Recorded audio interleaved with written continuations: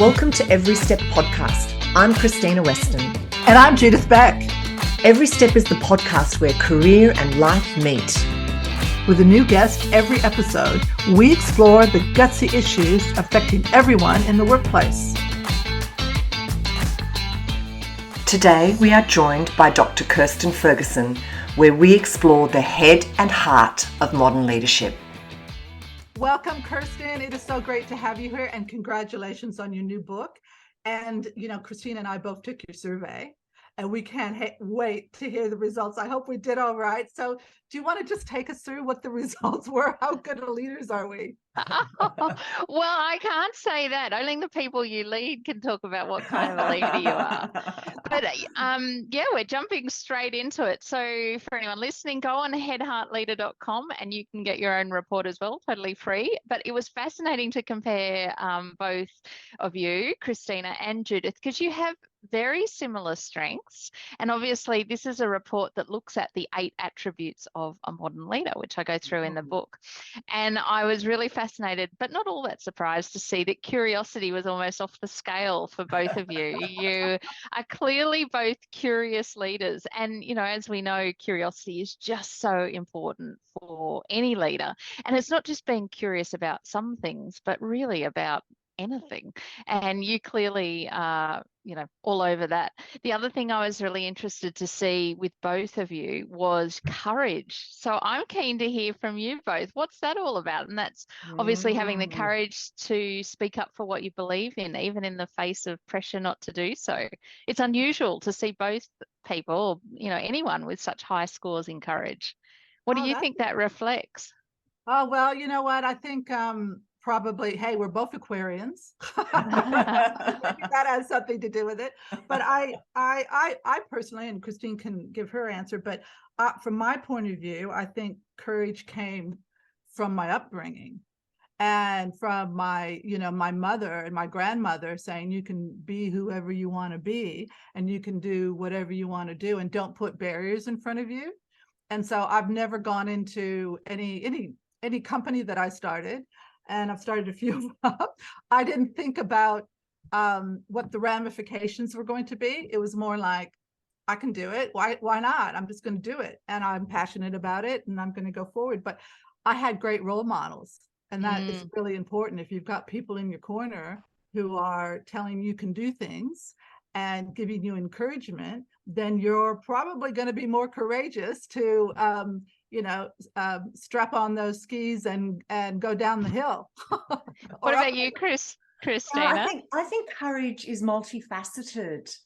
I think for me, it's about having a very strong sense of self and my boundaries and my beliefs and my values.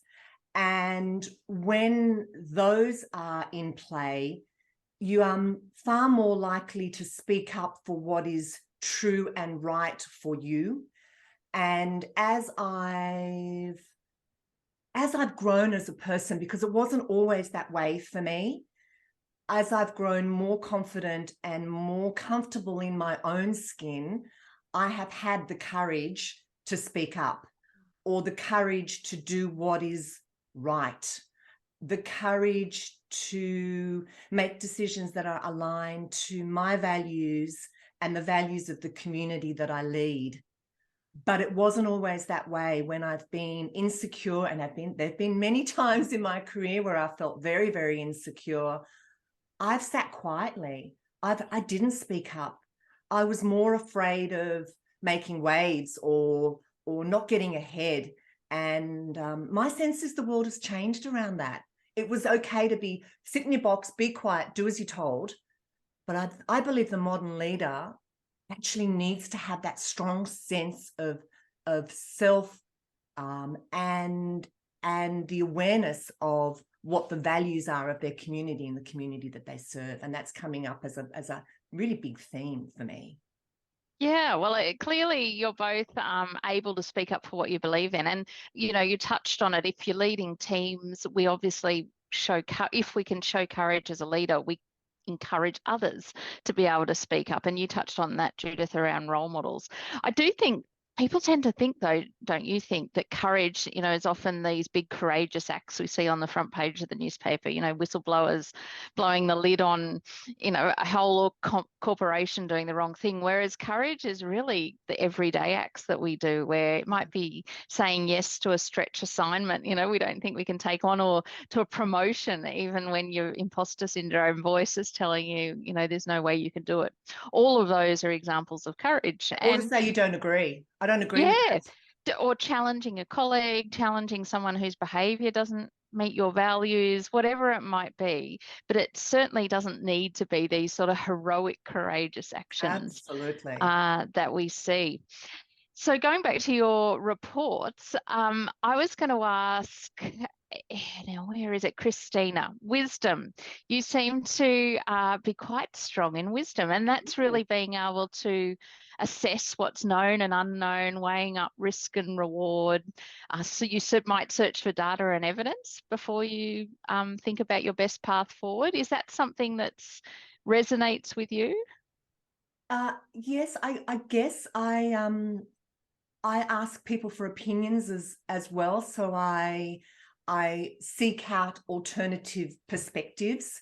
So for me, it's important to understand a range of perspectives before making a decision, because if you only make decisions from your own perspective, you're not taking in a collective view. So I like to have open conversations, and I actually encourage being challenged. It's like I encourage having open conversations about a subject. It's not about me personally. I don't feel like somebody's crushed me if they disagree with me or have a different perspective. So I enjoy getting other perspectives to get the best outcome that's possible. Yeah, and then that shows with your scores in humility. And obviously you too, Judith, really high in humility, which is so important for a leader. And it's totally related to curiosity, because unless we're humble and accept that we don't have all the answers and we don't know everything and we need to seek other perspectives, we're never going to be particularly curious. I was going to ask you, Judith, empathy is, a strong one for you. And I think it's one of the most misunderstood attributes of a leader, because it's not sympathy or pity or compassion. What does leading with empathy sort of look like for you? So, when I look back, just looking at, teams and people that worked for me, I think one of the things when I started my first business was, these people are going to work for me. I need to work for them. But, this is not a, it's not all about me. It's about the team. And I need to understand what they want and where they're going and why and that type of thing before, because their career desires, one person's career desire isn't going to be the next one. And there's different levels of what people want within their career. And if the leader doesn't know that, they don't understand where their team, the people in their team individually want to go, they're not going to be able to reward them effectively, or they're not going to be able to challenge them effectively. So that you need to understand where they're coming from and have that, and be in their shoes for a little while as well. Like, okay, yeah. I need to understand that they need more training, and or they're going through something personal, and maybe that what they're going through from a personal point of view is going to affect their work, and how we're going to get around that, how we're going to work. It's not a one size fits all. That's right. Kirstin, yeah. And are you finding empathy is misunderstood? I think so, because people either view it as sympathy, which is not a helpful action at all, just to say I'm really sorry, or having too much empathy is not helpful either. I don't know if either of you have seen the book called Against Empathy by Paul Bloom, which is really powerful, and it seems counterintuitive, because as leaders, obviously we want to lead with empathy, but there's plenty of research that shows that having too much empathy can sway or lead you to fall into confirmation bias and favor particular outcomes because they're in your face and you can see them. There's a great study where there's this young child who's struggling with cancer, and she speaks to the people who are participating in the study and says how if she got $10,000 or whatever it is, it'd help ease her issues. But they're also told there's 8 other kids that need the same amount, but because they're anonymous, you know, they don't feel the same empathy, they give it to the girl, and it's an irrational decision based on empathy. But that's not to say we shouldn't have empathy, and it's a critically important part of leading. But it means, I think where I think it's misunderstood is it's not taking on those feelings that someone's dealing with that you're leading. It's actually objectively listening.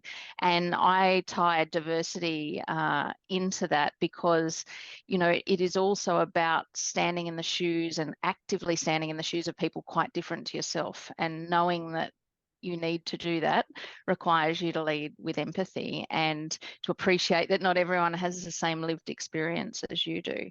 And to really, I think we all know leaders that don't do that, and we see their limitations as a result.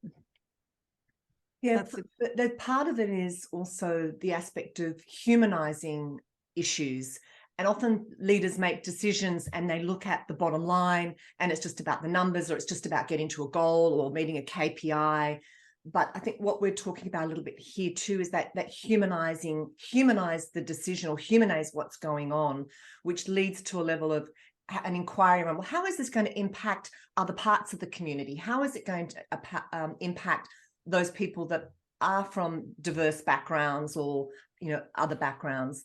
And it is quite a complex skill to, or habit probably. It's a skill and a habit to actually bring into your framework. I think that's what I've tried to articulate in my book, because modern leaders do put people at the center of their decision making. And whether they're running a technology company that's all noughts and ones or whatever it might be, they still put people at the center of their decision making. And I think that's what you're touching on. And anyone can do it, whether you're the CFO or whatever. Every decision you make, even when you're reviewing the balance sheet, has an impact on individuals. And so it's using your head to get that balance sheet correct, but at the same time leading with, you know, empathy and humility and self-awareness of the impact that your decisions are going to have on others. And so for me, the art of being a modern leader is knowing what is needed when and balancing those two. It's an alchemy. And is it situational? Is Totally. And it can change in any situation. So you might go into one conversation thinking you're going to need a whole heap of capability and sort of growth mindset and how you're going to approach something, and then suddenly realize, actually, I need to draw on a whole heap of humility here because I didn't realize, you know, that's where I'm going. But that is the art, and it's adapting your leadership to the context you're in, to the situation, to the crisis, to the conversation, and understanding what of these attributes you need to draw on and when. And I think it's a tough thing for new managers, especially coming into a role where they've got, especially today, right? Because where's the line between empathy, babysitting, sympathy? They're coming into a new team and trying to get to know who's who and how to manage people.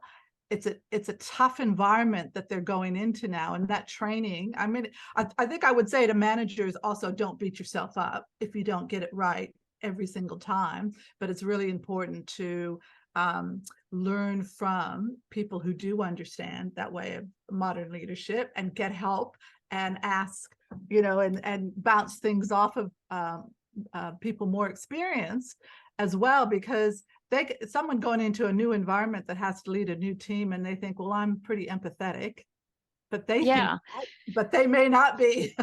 But then I don't know that I'd necessarily recommend they go and speak to someone more experienced, because sometimes more experienced leaders have learnt bad habits along the way. Yes. And sometimes I really am in the book trying to emphasize that the position title or wherever you sit in an organization is actually irrelevant to your ability to be a modern leader, because we see leaders in our families, in our communities, at the most junior levels of an organization who can demonstrate how to lead in really effective ways. It's just not the traditional sense of the person, you know, at the top of the tree. And I think there's a lot of leadership qualities we can gain from those who have no formal authority at all, but we all know who they are, and we know everyone turns to them for guidance and they trust them, and they are ultimately the influencers in the rump of an organization who are leading in their own ways.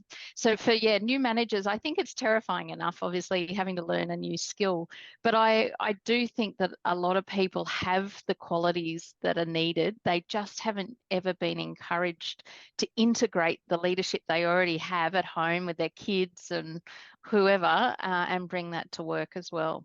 But how do you bring in it? So at some stage, someone's got to teach somebody. So someone's got to put a framework in, or going at from a company. So let's say the company is even a mid-sized company, and they want to change their framework. They want their managers to be modern leaders. At some stage, there's got to be some kind of training or role modeling or something. Somebody's got to pass that knowledge on to the person coming in, or whoever, and say, okay, this is our new way of leadership.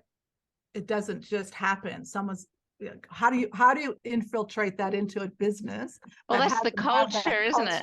Yeah. The culture of the way we do things around here. And that means having the most senior leaders, the ones who do have positional authority, rewarding and celebrating those leaders who are acting in this way already, and they may be far more junior.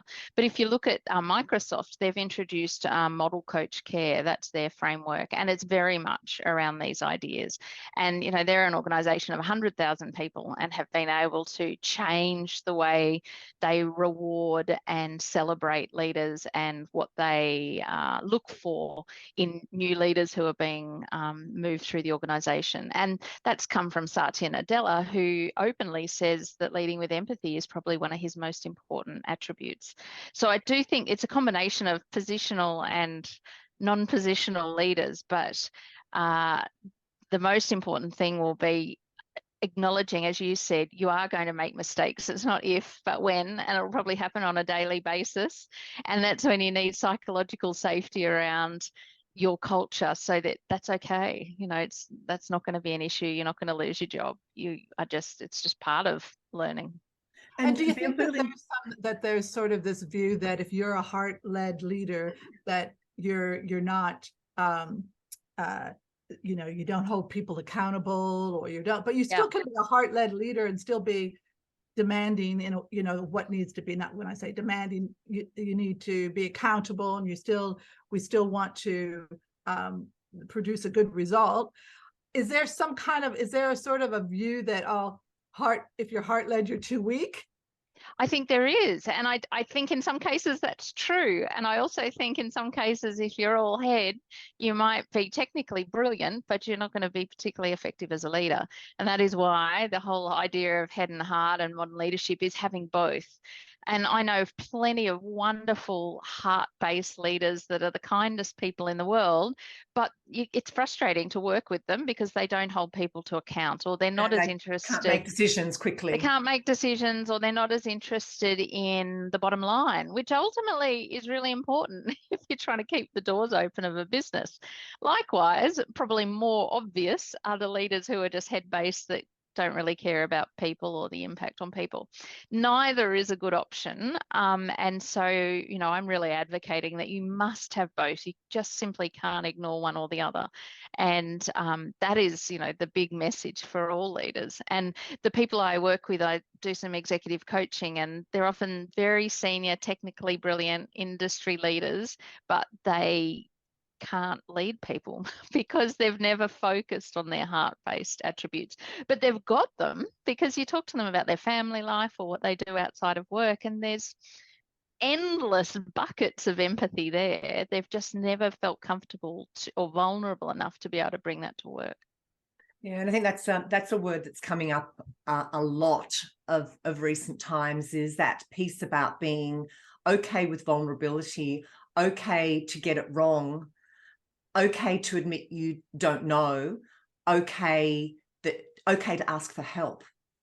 And that takes courage, back to courage, and self-awareness. So self-awareness and having feedback systems in place, or trusted advisors that can, really tell you how you're stuffing up. If you don't set that up and you're not aware that you need it, then I don't know that you'll ever sort of master modern leadership. Yeah. And that's probably really issue. A lot of them don't aren't aware that Yeah. they have it. When I was doing executive search, the people who would that I would headhunt, now if they had a boss that was not a heart-led leader, which a lot of them weren't, they left because of that person, and that person, was not being. Often I'd hear people say things like, I have no idea what my boss is doing, where they come to work in the morning, they never say hello, they just walk right into their office and shut the door. They don't talk and find out anything, they wouldn't have a clue, that kind of thing. And that's why people leave. They don't leave the organization, they leave the person. And but the other thing is trying to get people into an organization where the leaders aren't modern and they're not heart-led, and they're not. So are our leaders responsible for the Great Resignation? Oh, I think so. I wrote a piece in the Fin Review saying the only people to look in the mirror if it happens is, the leaders themselves. So totally, we know that the vast majority of people, as Judith said, leave jobs because of their bosses. And it's frustrating. Well, I don't know why organizations don't, try and wrap modern leadership in this modern way of leading into their brands, because just as people want to be able to work flexibly and, choose how they now work and the amount of time they go into the office, so too they want to be able to choose to work with leaders who care about them. Isn't the responsibility also our own responsibility? I mean, we're saying it's up to an organisation to teach me, it's up to someone else to coach me, but isn't it fundamentally our own responsibility as human beings to learn 100%. these skills and build these skills? I look at my journey, and it was I actually had to do the work on myself. Yeah, because I wasn't, when I was I was a very young leader. I was very lucky. I was fast tracked. I was a very young leader, but I didn't have the wisdom that I have now, and I'm still building that wisdom. I'm never going to stop learning and growing on that front. But I had to put myself through some, I had counseling, I've done a lot of introspection, I've done a lot of reflection, and I continue to do that. If you don't actually do the work, you don't actually build empathy, self-awareness, curiosity, perspective, humility. So where's the personal responsibility fit into all of this? It's 100%. No, I couldn't agree more. And that's why I'm really trying to advocate the idea that we are all leaders, and whether, you have a formal title or not is irrelevant. It's up to you. And, we're impacting people with every choice and we make, all the words we use, the behaviors we role model every single moment. So whether you like it or not, you're leading, and it's up to you to be able to leave the most positive legacy that you can. And I couldn't agree more that the best leaders understand that. I think I always am reflecting on, the listeners to your podcast are probably a self-selecting audience. We're talking to the people who already understand. They're preaching to the converted. That's exactly right. And the people who aren't self-aware, who don't think they need to change, they're certainly not listening to podcasts on leadership, because if you ask them, they'll, they've already got it all down pat. And I do think, though, those kinds of leaders are finding themselves out of date pretty quickly. And you only have to read the business pages to see endless examples of old style leaders being caught out in 2022, 23. And I think that will continue and probably accelerate. Interesting. But, the new ones coming up, and, there's, obviously there's the theory, and then there's the reality of the practice of the day-to-day of going in. And they've got to do that in this technology environment now. They've got to lead in a way that they're not going to be face-to-face with their teams, and they're going to be on Zoom meetings and people working from home and everything, and getting that connection with your team and understanding. I mean, I know when people were around me in the office and everything, you're in tune with if they're not themselves, or if something's wrong, or that type of that stuff. But when they're working from home, the manager has got to put in extra effort to try to find out what's going on, if anything. So they've got to build that trust and that loyalty with their team more. And Yeah, that won't be easy.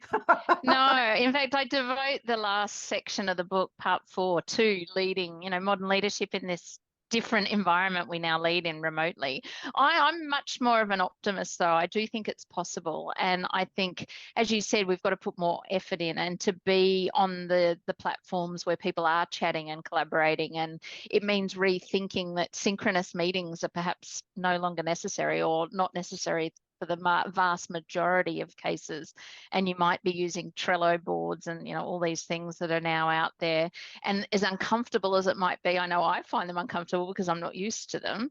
That's where the people we're leading are. And so, one thing that struck me through the pandemic, and still now, is if you're going to have a meeting with someone face to face, you would put effort in and put your suit on, and you're obviously conscious of how you were perceived. In virtual meetings, those same people, I would see, they wouldn't get the lighting right, they would have the camera up their nose, you could barely see them. And I think that for me is just equally a sign of a lack of awareness of, how you're being perceived online. And for me, I want leaders to be really conscious about trying to set it up as though you're walking into a meeting, because I remember having a meeting with a leader and they had 2 cameras or 2 screens, and they were just looking at the other screen while the camera was, and, so I saw the side of their face for the whole meeting. I had a similar And situation, a very senior meeting, a very senior person, yeah. and they sat sideways. They didn't even look at the camera, sat sideways, drinking a milkshake sideways, legs crossed, leaning back, and I'm their client. This is a very senior underwriter out of Lloyd's. Yes. And I was gobsmacked after the call. I said to my colleague, do you believe that person did that? And you can't imagine they would if you were sitting in front of them in the meeting. Well, maybe they would. But this particular person carried on the whole meeting, and eventually I just couldn't help myself. It was one-on-one. And I said, do you always do your meetings like this with your team? And they did. And I said, well, can I give you some feedback on how it comes across on the other end? And so things like really simple things like that. You're right, though, Judith, that those water cooler moments are no longer there. And, I know for many people they miss those. But there are other ways I think people are finding to recreate those. I think also it's been interesting to discover how people prefer to work, and that we've all got different ways. I know in my household, my husband loves going back into the office. Like, he thinks it's great because he likes the water cooler moments. He likes having lunch with people and doing all of that. Whereas I'm very happy to be working virtually because I find it more effective for me, and, just doing meetings outside when I have to. So we're all different. Yeah, as a leader, how do we manage everybody's individual needs and get the business done and meet the business outcomes, achieve the business outcomes that we want, if we're individualizing? Because that kind of feels like what's going on at the moment. It's all about the individual, and we're individualizing everything. But as leaders, we still need to But if the outputs are being achieved, if the outputs are being achieved, all that matters. Absolutely. But if they're not, because we're hearing a lot of people complain about productivity, lower levels of productivity.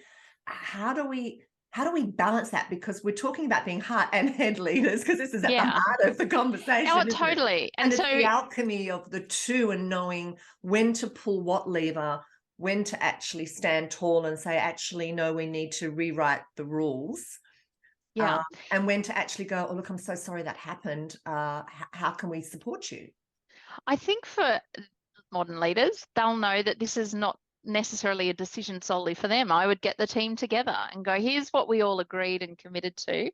Here's the results. So clearly this can't continue. What are we together going to do differently, and how do we think this could work, is a far more effective way than, the leader just going, well, I come in every day and clearly it's not working, so you now all have to do what I'm doing. And that's where leaders have fallen down, I think. And no Twitter moments for us. Yeah. So I think even though it seems more difficult and more challenging, I know I've spoken to plenty of large organizations that have got it right, and they have provided autonomy to individual teams to work out how they're going to deliver their outcomes. The outcomes still matter. So this is not about, getting more flexible in the outcomes, but giving autonomy to teams to figure out how they achieve those.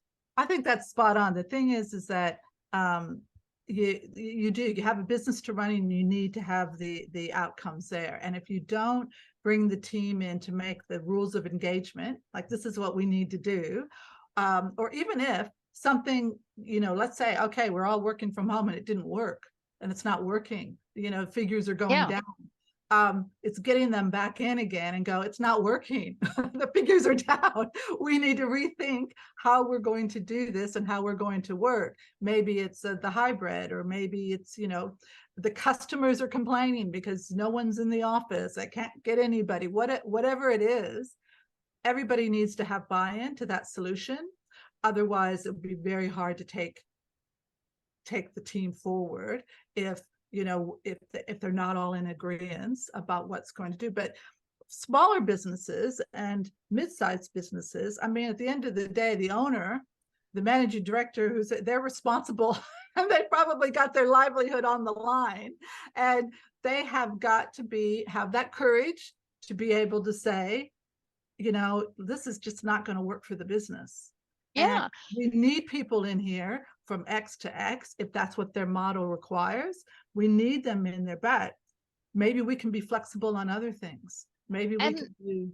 And that's totally okay. And I think there's no one size fits all. So you might have a small business where the vast majority love coming in. They're like my husband, and they just go, let's go back to exactly how it was pre-pandemic, and the whole place is happy, and that is the culture of that organization. Yep. Absolutely fine. But the place next door might have a very different culture, and they might all like to work from home and just come in on a Wednesday or whatever it is. Yeah. And that's where I think leaders really need to understand the flexibility that's required, and that humility that their answer might not necessarily be right. I mean, the place next door where everyone wants to work from home, the boss might want them all to come in, but if he demands it, he might have no staff pretty quick. So, he's going to have to deal with the reality of that too. So it's impossible to give an answer to, that's going to fit everyone, other than people will gravitate to cultures and values, and we're seeing a lot of shifting at the moment, and people thinking about moving or moving at the moment.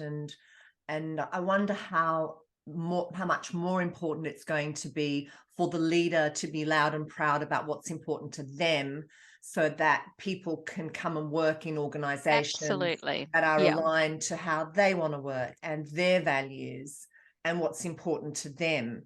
And there's enough work to go around, as we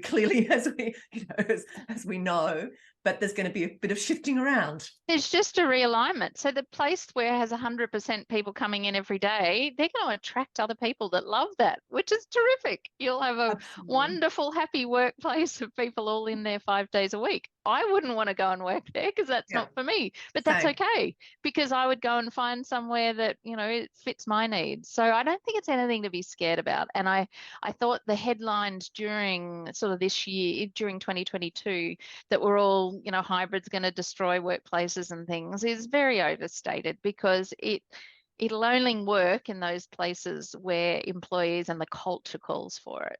Yeah, yes. I think this opportunity has been transformational. I'm really quite excited. I'm always one to look at the silver lining of things that go wrong. And I believe it's really allowed us as leaders and employees to have amazing conversations that we couldn't have had. We couldn't have initiated. So for me, it's a massive opportunity to rewrite some rules, rewrite some engagements, to grow, and to make work a more enjoyable place. Absolutely. Yep. What's interesting is that if you look on social media, you can quite clearly see who's happy at what companies, because employees now are putting out posts about, or we did this, we had this initiative and we went there, and they're talking very favorably about their employer. So you can kind of pick the companies where you go, wow, all these employees of this particular company, I'm always seeing posts about how happy they are and what they're doing and the initiatives that they're doing. And that's a good example in itself, because all of a sudden employees are now the PR machines for where they're working. So why wouldn't you want to give them a good environment? Absolutely. And I think what I love about hybrid working is that workplaces are realizing to have people come in a certain number of days a week or whatever it is, you've got to make that purposeful. And so they are making the time that you're in the office really worthwhile and quite different to how it might be when you're just sitting at home, you know, in your home office. And that's a real shift with the power now with employees saying, you better, you know, why am I commuting? I can have saved 2 hours a day just sitting working at home. You better make it interesting. And so employers are doing that. And the word you use, purposeful, I think is really important too. So many, especially the younger generations coming through, want to be working with organizations that are contributing to the world in a bigger and better way, in whatever way that they're doing it. So they are looking for more purpose and something bigger and greater than themselves. And that's been a bit of a shift. Yeah, and I think, I mean, there's no doubt that younger generations, I look at my daughters, they're 22 and 20, that idea of purpose and values are probably more important to them than whether or not they're in the office or not in the office. You know, it's kind of a threshold question about where they want to work. So I do think that's something that every organisation just has to overcome and deal with, which is a good thing. You know, I think it's a great thing. Judith, I wonder how that's going to play out in recruitment. You know, you've been in recruitment you had been for many, many years. And this whole process about what the individual's looking for, what the employer's looking for, I don't know, do you think it's going to change the way we recruit? I think, you know, when you headhunt somebody, so because what I was doing was headhunting, and so I would be tapping people on the shoulder to say, here's this particular opportunity with this organization. So why are they going to move? So that people, again, they're only going to move if it's a better opportunity for them. So what does this company, I'd have to be able to say, this company, this is what they bring to the table, and this is what it's going to do for your career. Now they're going to look at, because I didn't approach the miserable people, right? The ones that were unhappy. Usually it was the people that were highly successful, and there's a direct correlation to being highly successful, well-paid, and being happy at your job. But they could be happier, or they could be going to a better opportunity. So I was always very conscious about, this has to be a better opportunity than where you are. So the things that they look at would be the culture. What's that culture like? What's that organization? What are they providing? What's the service? What are people saying about them? And one of the things I would say to candidates is, if you want to know, go on to LinkedIn and do a search for that company and their employees and see what the turnover is. People are leaving left, right, and center. That person's been there 4 months. That's probably a little bit of a sign. But they're looking for companies that are interested in them, not just as a number, but as a person who's going to come in and be part of a team. So it's not that employer-employee relationship. It's more partnership, you know, at the senior levels. I'm talking about at the senior levels. They want someone who's going to come in, who's going to be part of that team and part of that vision, and who's going to add value to that vision. And I would say to them, when you go in there, this is a two-way street. What can you bring to the table, and what can they bring to the table? So don't go in there to what's in it for me, because the reality is, what can I deliver for you, and what can you deliver for me? And that has to equal. That's got to be, you won't be there long if you don't. And I think that conversation, that contribution conversation, continues throughout your term with that company too. You know, it's not just, obviously it gets you in the door at the beginning, but I think it's a conversation that has to continue annually, or if not more frequently, to make sure that you are, you know, aligned in what you're both getting from this relationship or partnership. Absolutely. Yeah. And you know, people would go, so what would happen is, I place somebody, let's say as a general manager role, they'd get into the organization, and then I do my follow-up after a month or two after the, how's it going? And the candidate would go, I don't know, I haven't seen my boss for, you know, I'm not sure about this now, because they don't seem to be. And then I'd go to the boss, I'd go to the managing director. How are you going with XYZ? Amazing. they're fabulous. They hit the ground running. I haven't had to follow up with them or do it. I would say, you know what? People leave on average in the first 6 months. Their other headhunters are still headhunting them because they know this is a danger period. You can't be you can't just be nice to them at the interview stage. This is going to carry on, right? Have a conversation. I'd have to actually coach them on that. People at every level need to still feel like they're part of it. They need relationship building, isn't it? It's about generating that. You'd think connection. at that level they'd know by then, but no, it's not. Common sense is not so common. All right, so they are not a modern leader. That's for sure. No. But it takes someone to tell. It takes people to tell them, and that's where when you're dealing with your clients, you're telling, just like you telling that person to turn front faceward. You'd think the person would know that would be obvious, but it's obvious but not obvious. And you need to be able to pull people up and say, if you want good people to work for you, they're going to have to want to work for you. And if you want it to be a good relationship, it's a long relationship. And it won't be a long relationship if you don't put effort into it. Kirsten, if you're looking at modern leadership, if you're looking at a scale of 1 to 10 in terms of where you think we are globally on this journey, do we have a long way to go? Where are we on the spectrum? Do we have a lot of practice at the Head and Heart gym that we need to go to get there? Or Oh, do you know, it depends what context, because when you think about world leaders, I think we're pretty poor, because I can only name Jacinda Ardern and Volodymyr Zelensky. They're, fabulous modern leaders, but they stand out because they're different. You've got the loud majority who are the Putins and Trumps and they're nowhere near where I think we want leadership to be going. Couldn't agree with you more. In that context, I think we've got role models who aren't what we need, but then in some ways they really highlight that that's the leadership for most people, for most ordinary people, that we want nothing to do with. We don't want leaders who are divisive and dogmatic. And you even look at how Elon Musk has gone into Twitter. That from a leadership perspective, it's just a totally bizarre way to lose $55 billion or whatever it is. Yeah, bizarre so is a good word. It is bizarre, but it's also sad because it is getting a lot of traction, and I also worry he may succeed, and that will reinforce to some people that that's how you treat people. You just go in and do that.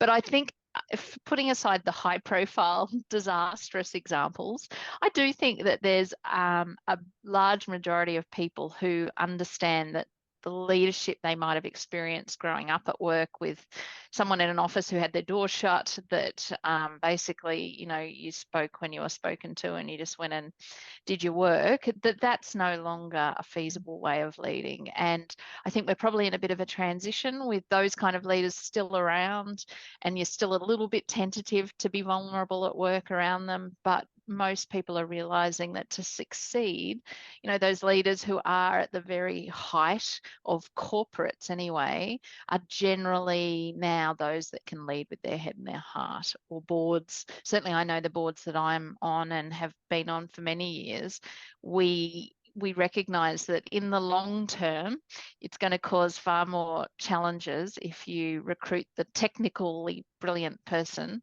but that isn't able to lead their team. Absolutely. I know at board level, more and more conversations are, why is there this much turnover? This turnover is costing us. Why is there this much turnover? What are we doing about it? And that's just the symptom, isn't it? The turnover is the symptom of the problem. Oh, absolutely. And on boards, obviously, you need to be having your antenna out on everything around the culture of the organisation and how the exec are functioning and operating. And I know I chair the REM and people committees on all my boards, and it's just such an important part of the role is making sure that the CEO and their direct reports are having 360s, so that we're actually getting some visibility of, the impact that they're having in the organisation, and coaching and whatever else it is that we need to invest, because it's just not worth the grief, and this is now me talking with my head. It's the grief and the cost. It's the grief and the cost. Let alone the ethical and the moral impetus of the impact that they would have on individuals. Exactly. So if you were advising, Kirstin, if you were advising a young person today entering the workforce, how would you guide them to ensure that they had that right balance, that alchemy of head and heart? What would be your words of wisdom to I think maybe the easiest way is to think back to myself at that age. And I think I had a perception that I had to be someone different at work than I was in the rest of my life. And I would put on the armor of the suit and, you know, be very professional and all of those sorts of things. I'm just as professional now, but I'm much more who I am all the time. So I think my encouragement would be to feel confident in that you yourself are the person that they're wanting to have work with them, and that all of those skills that you think are limited to your private life are actually, you know, going to be really valuable in your relationship building in the office and at work and with your boss and all of those sorts of things. And so I think if I'd learnt that a little bit earlier, I mean, it's easier said, as you said, Judith, I've got a lot more wisdom. I turned 50 in a few months, a lot more wisdom now than when I was 21. But I do think that was something that it took me a while to figure out, that you can be just as successful by being yourself. Yeah, absolutely. I resonate with that. Judith, what about you? What Well, advice would you give? Look, I would just use the old-fashioned saying, you know, treat people like you would want to be treated, and keep that in your mind about, you know, when you're dealing, as you're going up the ladder and you're have to handle difficult situations, take a breath, sit back, you know, think about, okay, if I was in her position or his position, how would I want this? Because a lot of times, you know, you can still be firm but fair, and you can still, you know, hold people accountable, but you can do it in a nice way. And I always believe that you can do everything in a nice way and still have, you know, the right message. You know, that you don't have to be the bully. You don't have to be the, you don't have to. I mean, early in my career, someone pulled me up very quickly and said to me, I was probably 27, 28, and a boss pulled me up and said, and I was running a little lending team. And they said, Judith, I'm getting feedback that you're being really aggressive. And I went, oh, thanks. And he goes, no, that doesn't mean assertive, Judith. Because because I brought the culture in from another bank, which was very much by your last name. And I was coming into a culture that was very open. And he goes, no, you've got to get to know people. You've got to listen to what they're, and he gave me great advice. Now, if he wouldn't have said that to me, I probably would have been out of it. It was the best lesson I ever learned. But he was an empathetic leader. And, you know, and I'm going, great, because that's how I wanted to work. But I thought I had to work another way. Because I thought, oh, a manager, I've got to be strong. I've got to, you know, I need this by 5. I need this by. No, I wanted to be that, but I needed him to actually tell me it was okay to do that. And this is the way our culture is here. And then that was a great lesson. It was a really good lesson. Yeah, I remember somebody once saying about me, because a bit like you, Kirstin, I had 2 personas. I had the work Krystyna, and there was somebody quite different at home. And somebody once passed on that, oh, Krystyna, she's scary. And that was a real eye opener. Yeah. I think my advice to anybody coming through is invest in yourself equally in terms of your technical domain competency and your interpersonal human self-awareness, your own internal capabilities. I think for far too long as a world, as a culture, we have valued the technical, you get your degree and you get your high distinctions and you get this and you get that, and you know, you're amazing and you've got your MBA and whatever. But we need to actually value the interpersonal skills and the self-awareness skills in equal measure to the technical skills. Yeah, absolutely. Here. I couldn't agree more. I mean, are Okay. they actually teaching those things at university? Are there courses in university about modern leadership through their MBAs or even through their